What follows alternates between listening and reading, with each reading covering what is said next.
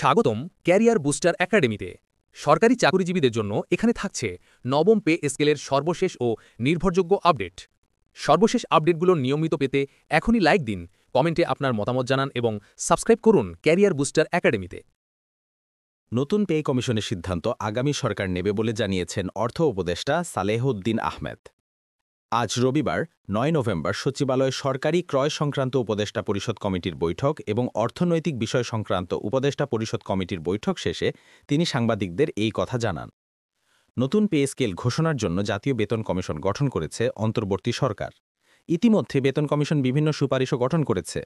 তবে pay scale নিয়ে অন্তর্বর্তী সরকার সিদ্ধান্ত নেবে না। নির্বাচিত সরকারের জন্য ছেড়ে দেওয়া হচ্ছে পে স্কেলের সিদ্ধান্ত। নতুন পে স্কেল ঘোষণার জন্য জাতীয় বেতন কমিশন গঠন করেছে অন্তর্বর্তী সরকার। ইতিমধ্যে বেতন কমিশন বিভিন্ন সুপারিশও গঠন করেছে। তবে পে স্কেল নিয়ে অন্তর্বর্তী সরকার সিদ্ধান্ত নেবে না। নির্বাচিত সরকারের জন্য ছেড়ে দেওয়া হচ্ছে পে স্কেলের সিদ্ধান্ত। অন্তর্বর্তী সরকারের অর্থ উপদেষ্টা সালেহউদ্দিন আহমেদ জানিয়েছেন, নতুন পে স্কেলের সিদ্ধান্ত আগামী সরকার নেবে।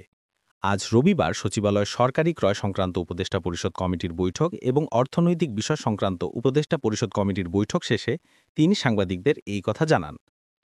আগামী ফেব্রুয়ারির প্রথমার্ধে নির্বাচনের ঘোষণা দিয়েছে প্রধান উপদেষ্টা অধ্যাপক ড মোহাম্মদ ইউনুস।